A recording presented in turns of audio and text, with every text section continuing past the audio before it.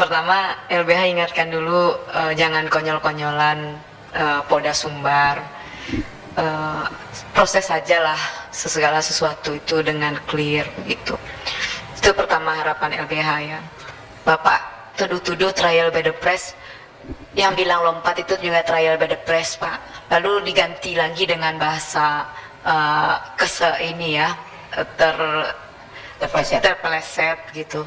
Pak, forensik itu agak jarang tuh ngomong begitu ya, yang seperti itu. Saya juga bicara dengan banyak forensik.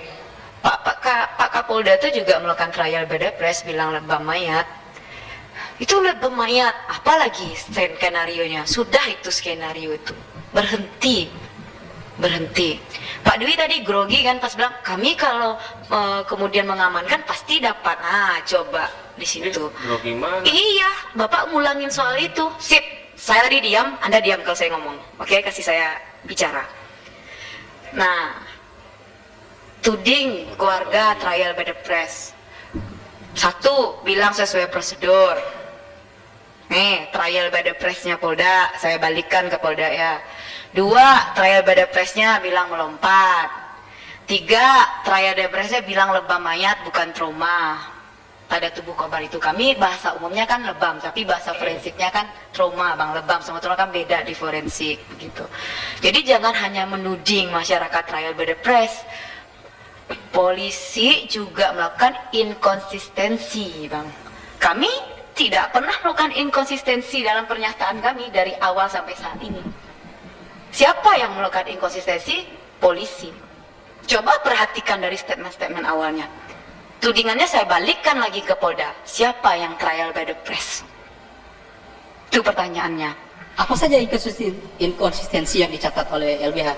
Pertama, pernyataan yang kemudian mengatakan bahwa sudah ini ya, tidak ada pelanggaran prosedur. Bang, itu bukan suatu waktu yang berbeda ya. TKP-nya itu berdekatan, ceritanya itu bersambungan. Tapi kan kepolisian, bahkan LBH bilang TKP-nya ada 3 gitu. Walaupun di Polda Sumbar kan disuruh guling-guling, disuruh merayap-rayap, bolak-balik di samping ini ya, di belakang itu yang di samping masjid begitu. Kan kami juga memeriksa anak-anak itu, tapi Anda suruh guling-guling, buka baju, guling-guling, ngerayap-rayap, bolak-balik 6 kali. Gila juga, orang nggak dikasih minum, nggak dikasih makan, anak-anak itu nyiksa juga gitu. Kalau LBH justru lebih banyak lagi TKP-nya, termasuk Polda Sumbar di belakang. Ketika 18 anak-anak sebelum dia dijemput, itu posisinya sebelum dia dijemput, guling-guling dulu, rayap dulu, buka baju di aspal itu, gitulah situasinya begitu sampai lelah, nggak dikasih minum, nggak dikasih makan. Nah, sekarang posisi TKP yang berdekatan, Polsek Kuranji dulu, jembatan begitu. LBH dan keluarga dari awal konsisten Bang bilang disiksa itu, diduga disiksa. Saya mau tanya Pak, keluarga mana yang nggak marah anaknya jadi mayat dan nampak bekas kekerasan Bang? Keluarga mana yang nggak marah? Tapi kan ini masyarakat, dia nggak pakai bahasa diduga, dia tentu mencari informasi itu begitu. Ketika dia mencari informasi, mendokumentasikan, lalu memviralkan, kan dia juga tahu Bang, ini kasus dengan polisi, kira-kira ini nggak sih? Kita kan juga paham di Republik kita no viral no justice. Udahlah, nggak usah muluk-muluk tuh, no viral no justice Pak. Ini motif keluarga Bang, nge-up kesaksian anak A itu. Apakah saya bertemu dengan anak A? Tidak, tim saya bertemu anak A. Kapan LBH bertemu dengan anak A? Dan saksi itu versi 12 Juni saat ini, jam ya, 3. versi keluarga saat ini itu kesaksian anak A ini atau dari sejumlah korban yang lain yang Ada Bang yang lain-lainnya. Ada Tapi berapa kan orang? kita ngerasa kecolongan gitu. Kita ngerasa kecolongan karena saksi A ini di dalam ininya memang waktu itu pas datang ketakutan ya bang, trauma gitu. Kami ajak tenang dulu, kamu kenapa? Karena mungkin terguncang, ada yang meninggal kan, dan dia juga kenal, pastilah terguncang jiwanya, siapa pula yang tidak terguncang jiwanya. Dan kemudian kami lihat di tubuhnya juga ada tanda-tanda kekerasan. Kalau dia jatuh ke kiri, kemarin juga bilang lebamnya itu sepertinya jatuh ke kiri, sekarang lebamnya itu sepertinya kepeleset. Udah banyak sekali trial by the press yang juga dilakukan polisi gitu. Pertanyaannya, kami apakah kami melakukan trial by the press? Enggak. Dari awal kami sudah katakan itu, dan kami tidak menarik kata-kata kami, dan kami dalam proses pembuktian itu. Kami tahu kami kecolongan dengan saksi A itu. Kecolongan kami bang. Tapi ada satu hal yang saya kunci dalam ekspos kemarin ya. Kamu lihat dengan matamu, Bang Sultano ada di sini, Bapak Dwi juga ada di sini, saya ngerekam, Bapak juga ngerekam. Saksi A, kamu lihat nggak dengan mata kepalamu sendiri Afif Maulana itu lompat? Enggak kak. Lalu saya tanya, saksi A, kita kan dari jembatan ya, ini Polsek Kurandi, ini jembatan, anggap ini UJWP begitu ya, saya bilang gitu. Terus kamu dari simpang kan, terus di awal jembatan itu kamu benar kamu ditendang oleh polisi, lalu jatuh, benar. Lalu kemudian jatuhnya ke kiri, kamu di depan, Afif Maulana di belakang, iya. Jaraknya berapa? Memang 2 meter, iya. Di depan kamu ada orang lagi kan, yang juga jatuh motornya, iya. 4 meter lah bang kira-kira, begitu. Jaksa sama rombongan juga? Iya, jadi dia ada jatuh di jatuh sini lagi. 4 meter, kemudian di depannya ada lagi yang jatuh. Kami sudah mengidentifikasi juga yang di depan itu, yang jatuh itu gitu. Nah lalu kemudian saya tanya, kapan terakhir kali kamu melihat Afif Maulana itu? Di kiri kah? Di kiri jembatan kah? Ada atau ke kanan? Kiri bang. Pertanyaannya cuma saksinya tunggal. Lalu kenapa dia ke kanan? Tuh ya, kemarin saya menanyakan benar-benar nih, walaupun di belakang itu Aditya dikepung oleh banyak polisi gitu, di tengah-tengah polisi. Ketika bertanya-tanya, terutama saya bertanya ya, wah itu udah ribut-ribut tuh di belakang. Serius. Dan LBH juga nggak mau menyakiti saksi A itu, dia juga anak gitu. Saya tuh bertanya, berarti ketika jatuh ditendang ya, terus berarti ada polisi ya? Ada berapa polisinya? Beberapa orang. Nih ya bang. Ini LBH bertanya ke Aditya waktu? Benar, tanya Bang Sultano, tanya Pak Dwi ini. Waktu kapan ini? Anda jangan ketawa-ketawa Pak, kami ada Ini, rekamannya. iya. Waktu kapan persisnya? Ada Pak Dwi juga, ada Jadi ekspos kasus bang. Waktu ekspos Ada kasus beberapa nih. orang, beberapa orang. Lalu kemudian ada heboh lah, agak berkelebut gitu kan bang. Lalu saya tanya, berapa orang begitu? Berapa orang saya tanya? Oh tidak ada kak. Bapak nih sumpah lah nggak bisa menghormati begitu. Lanjut. Nah, tuntut diri sendiri dong Pak kalau trial by the press. Lompat, peleset, lebam mayat. Apalagi, besok apalagi ceritanya? Iya kami sedang menyiapkan saksinya. Coba Bang, mana ada tukang siksa yang ngaku? Mana ada tukang siksa yang ngaku? Polisi mengatakan melompat itu dengan perkataan Adit, tapi tidak mengkonfirmasi bang. Yang 18 ini, coba. Kalau soal ajakan itu Aditya mengakui. Benar, dia mengatakan itu. Kami berkali-kali bertanya itu bang. Bang ada diajak Afif untuk melompat. Ya, gitu? memang ada bahasa itu. Lalu kami bertanya, tapi gimana kamu kelihatan terakhir kali dia? Dikunci dengan kata kerumunan itu. Bang, sekarang ginilah, orang ada tim sweeper, jatuhkan, itu bisa dia 1 menit dari lari. Ini pernyataan Kapoldana nih Pak, 1 menit dia lari-larian. Ngapain dia lari 1 menit itu? Tuh ada polisi yang lain, tuh lari-lari dia di jembatan itu. Ngapain dia joget dia? Pikirlah kalau bikin cerita seperti itu. Ini ya saya bilang, saya tanya sama forensik, ini posisi jembatannya segini Pak, airnya di bawah lutut.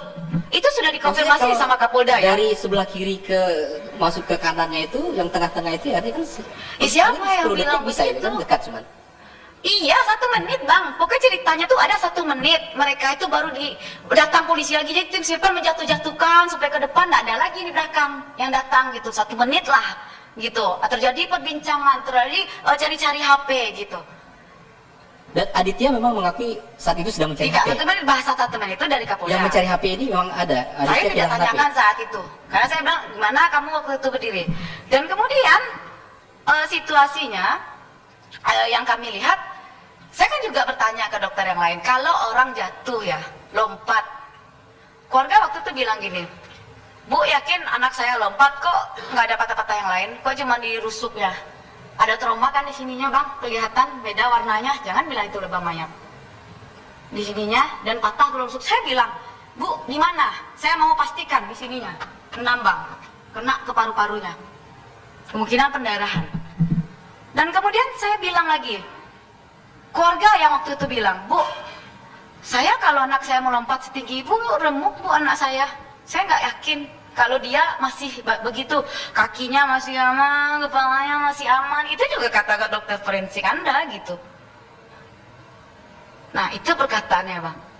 Lalu kemudian saya juga mengkonfirmasi dengan beberapa dokter forensik yang lain. Pertama yang saya tanyakan, apakah benar bentuk luka seperti ini Mama? Dua, dokter forensik saya ajak diskusi secara informal, Zoom meeting, tidak, itu trauma. Kelihatan kalau trauma nih warna trauma nih karena ada warna yang berbeda, penjelasan dari kami ya, itu trauma bukan lebam mayat. Oke ya bang. Lalu saya tanya, pengalaman dokter, pernah nggak dok forensikin orang jatuh setinggi ini ya gitu, terus airnya itu cuma 50 cm, kata Kapolda. Kalau saya tanya ke warganya di bawah lutut. Oke ya bang. Wah, kalau begitu pasti kepalanya pecah bu, karena yang paling berat di anggota tubuh adalah kepala, karena ada tengkorak. Sip ya bang, pernyataan itu. Di kasus mana itu bisa dokter ceritakan pengalamannya? Ada kan orang yang lompat bunuh diri bang, orang lompat bunuh diri bareng-bareng di apartemen di kasus Jakarta ya, saya lupa. Itu saya yang melakukan itu. Jadi kalau orang lompat ke bawah, pasti bang kepalanya yang kemudian pecah karena kepala itu berat bang, tengkorak itu berat dan kepalanya pecah dan kaki-kakinya patah-patah. Terus kami bertanya lagi, kira-kira kalau kepleset tuh gimana ya? Bisa miringin ke sini. Awalnya dibilang miring ke sini karena jatuh dari motor, kayaknya di badan Aditya nggak ada lebam yang sama, dia sama-sama jatuh. Itu pertama. Yang kemudian dibilang lagi seperti lebam mayat lah, trial by the press-nya nih, kata-kata polisi nih, tolong dicatat itu Pak Dwi. Lalu kemudian situasinya dibilang lagi karena melompat jatuh gitu. Kami juga tanyakan, kalau dia kepleset, kira-kira kalau sejauh itu jaraknya begitu ya, gimana menurut ibu begitu? Saya tanya begitu. Wah pasti juga mbak, kecuali jatuhnya dekat ya. Misal saya nih 1 meter, ya iyalah bang, nggak sempat ini kepala. Tapi pasti itu dalam gravitasi yang paling berat kepala lagi. Mungkin awalnya dia badannya gitu, tapi pasti kepalanya ke bawah gitu. Karena kepalanya lebih berat, tengkorak itu lebih berat. Dan itu berapa dokter forensik yang minta? Ada 2 bang, yang kami minta ini ya. Lalu kemudian saya bilang janganlah bercanda-canda yang begitu gitu. Jujur ya, saya ngerasa kita jujur-jujuran aja. Kalau ada anggota kita yang nggak benar, proses gitu. Tapi dari awal kami merasa anggota yang nggak benar itu dilindungi gitu. Itu yang membuat kami nggak suka gitu. Cepat loh bang proses, polisi seolah yakin dia lompat gitu. Seolah ada anggotanya 5 orang gitu, lihat dia lompat gitu. Oh lompat ya, lompat gitu. Bang, bahkan di kasus yang lain bang, ketika ada saksi anak bang, 2 saksi anak nih bang, ini pengalaman LBH ya bang. Wah itu belum cukup menguatkan, ini saksinya anak, bisa nggak carikan orang dewasa? Drama apa yang begitu? Baik, kalau kembali pengakuan Aditya versi LBH, mengaku ditendang polisi, Ditendang petugas, polisi. lalu terpental keduanya. Setelah itu Afif dikerubuni. Dia sama-sama dipiting lah gitu ya bang. Dia diangkat juga dia itu, Dan tapi pada dia, posisi itu Aditya tidak melihat lagi karena sudah ya karena dikelilingi. sudah berhubungan gitu. Lalu Begitu. itu situasinya yang dia lihat stop sampai di situ begitu. Dan setelah itu Aditya dibawa ke Mapolsek Mapolsek. dan Afif tetap tinggal di situ. Waktu itu dia sampai ke tahap itu. Kenapa kami tidak memaksa dia lebih jauh bang? Waktu itu sebenarnya niatnya begini. Memang dia sangat trauma. Memang dia sangat ketakutan. Dia tidak tenang menjawab begitu. Jadi kami ngerasa janganlah kami desak ini anak, kita ajak tenang dulu. Kan LBH juga nggak mau bang dalam peristiwa ini misalnya ada framing, oh iya ini gangster, Nana ini gangster. Bagi LBH anak tawuran tetaplah anak yang harus dimanusiawikan. Tapi kemudian kami juga tidak mendesak dia. Kemarin aja dia mengeluarkan, awalnya saya tanya detail, lalu kemudian ragu karena ada serangan-serangan gaib di sampingnya gitu. Saya nggak ngeras loh bang gitu. Artinya Nggak keras. pengakuan pertama Aditya dengan yang sekarang sudah mulai berbeda-beda gitu.